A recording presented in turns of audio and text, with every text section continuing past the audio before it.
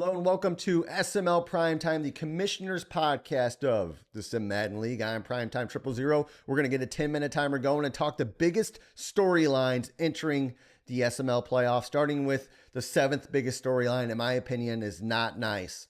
Hasn't played very nice this season. He's 8-9, big underdog. A lot of people are saying a lot of things, how we should take the 7 seed in the NFC and just give it to the AFC because that's how bad some of these guys like Tiny, Soda, Doink, not nice, are all just right there with bad records. Not nice. It's this simple, man. I don't think you have to beat Damon, but a lot of people are expecting you to get blown out. A win here would be the biggest upset in SML history. That's that. A blowout here will make the NFC look bad and make you look really bad. So you've got to find a way to make that game competitive because a lot of people think Damon's going to dog walk you. They think he's got a bye week that week. So you've got to find a way to win that game. To make that game competitive. The sixth biggest storyline, in my opinion, is the fall of P. Not QP, but KP. I may or may not have cursed him earlier this season when I predicted him to make the make the Super Bowl out of the AFC. I've cursed Dan. I've cursed QP. I've cursed KP. I've cursed Meats. And now it's KP. It's KP.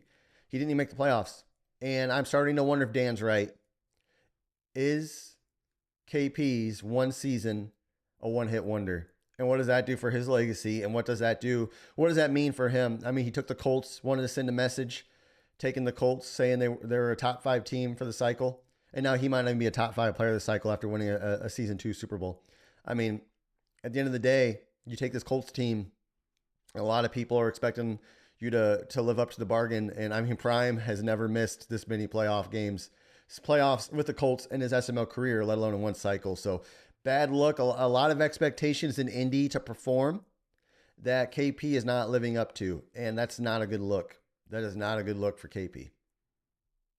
Speaking of a potential fluke alert, and I'm going to tread this carefully as we get to our 5, 4, 3, 2, fifth biggest topic, fifth biggest storyline of the SML playoffs. Can Bomber prove that his season, last season, wasn't a fluke?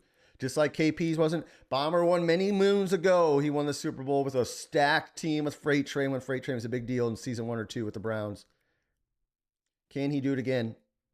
He's moving. He's got a lot of distractions going on. And in round 1, he's playing Meats, a guy that they both particularly don't like each other.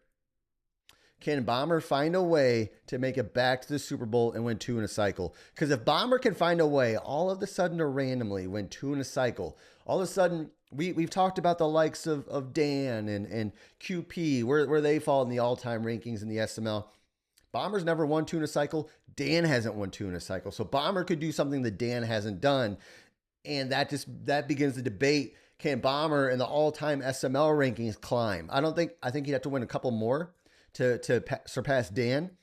But getting 2 in a cycle, something Dan's never done before, would be a big deal. So that's a big storyline in my opinion. Tug the rope. Can he be legit? I've been watching him. I've had my eye on him for several seasons now, especially after that upset win over Straw in the playoffs. He's a good player.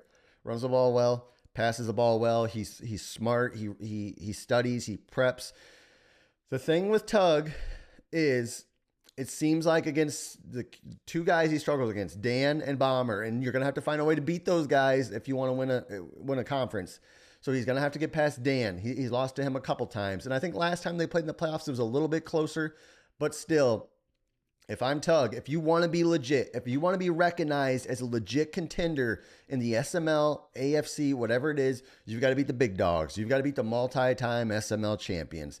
And that's the beauty of the SML playoffs is you're going to have 8, 9 whacks at this thing if you make it multiple times. And this could be one of his better shots to do it. So Tug's got to step up. Prove he's legit. Prove he's not just a good guy that'll give you a good playoff game, maybe sneak a win here or there and then lose. If he wants to be recognized as a legit Super Bowl contender, this is the season to do it. This is the season. KP's out. Bomber's moving. Meats, who cares, This is your shot. Speaking of guys with a shot as we get to the third biggest topic of the playoffs, in my opinion, the dark horses.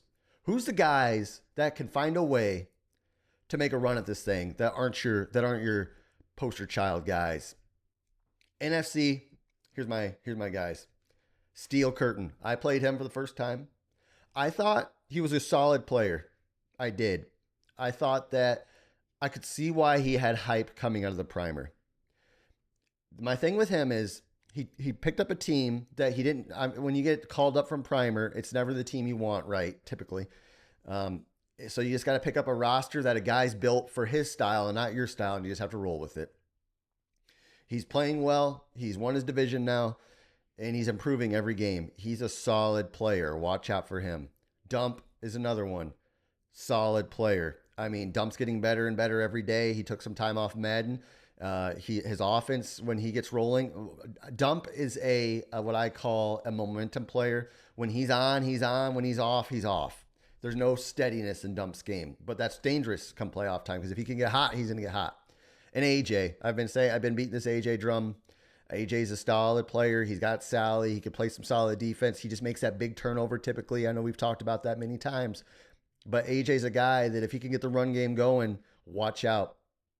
On the AFC side of things, I mentioned it before. I think Tug is still a dark horse because he hasn't won anything. To me, when I look at things, I would say Meats, but he's let me down too many times in my SML career. Maybe 8 years worth of letdown. So I can't quite go to Meats right now. I'm going to go with the forgotten man. Early in the cycle, everybody had him to be a savior, and I said he was going to be the biggest choke artist of the cycle. I'm going to say Straw. I'm going to say Straw is the dark horse. Everybody's kind of wrote Straw off. A lot of people wrote Straw off. And then finally, not nice. Excuse me. Sorry, getting them mixed up. Slice. I played Slice. He's a solid player. He's beaten Bomber in the playoffs before.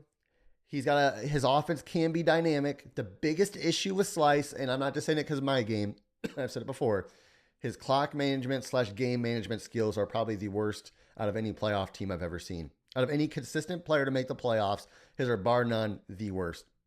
He's going to have to find a way to manage the clock effectively if he's going to win a Super Bowl or make a Super Bowl or be a legit contender. But he, I think, can beat anybody. And when I think of a dark horse, a guy that can beat anybody, I think of somebody like Slice.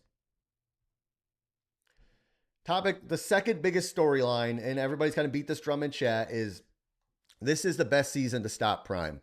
There's been so many things that have happened this season that I think have opened the door in the NFC. Obviously, Gibbs is hurt. My roster is a little more depleted this year than most because I've had some cap issues. Last game of the season, I had the game won. Trick rolls out, throws a Hail Mary, catches it for a game-winning Hail Mary that puts me to the 5 seed. And so instead of playing not nice, I'm playing AJ. So I have a tougher road now. So all these things are happening to say, NFC, this is your best shot to beat Prime. It's true. It's not just a narrative. This is it. And I've said this for the get-go since this little streak has gone on after 3 seasons. At some point, Gibbs or not, 1 seed or 5 seed, at some point, I'm going to get caught. It's just, you get in the boxing ring enough, you're going to get punched on the chin and you're going to get knocked down, you're going to get knocked out. You fight that many fights, you're going to get hit.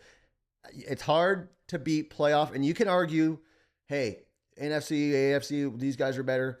It's hard to beat the Stavos, the Sodas, the Damons. These guys are top 10 players in the SML consistently in the playoffs. Any of these guys in the AFC, you stick Dan in the NFC, he's going to have the same problems I'd have. He'll drop one to one of these guys because he's lost to the Stavos of the world, so he knows. So I think I could get caught. I'll play like that too. I'm going to play hard. I'm going to try to play smart. We're going to try to find a way to get back to the Super Bowl. This will be a tough season to win one for sure, but I'm going to do my best. And my last topic, who has the biggest pressure on them in the playoffs? It's got to be one person. Dan has to have the most pressure on him in the playoffs, bar none. He's got the team. He's had the team all cycle. He has had some of the best seasons, the most dynamic seasons. His friend KP has won one. Bombers won one. Primes beat him twice in the Super Bowl. Dan has notoriously gotten a little worse come summertime because he gets busier. So that window is closing for Dan. We've seen this last cycle too. The window was closing and he found a way to sneak one in last second. Like Lightning McQueen sticking his tongue out to tie to force another Piston Cup championship game. Can Dan do that? Dan, the pressure's on. You've got to win. We're hitting 10 minutes. I'm out.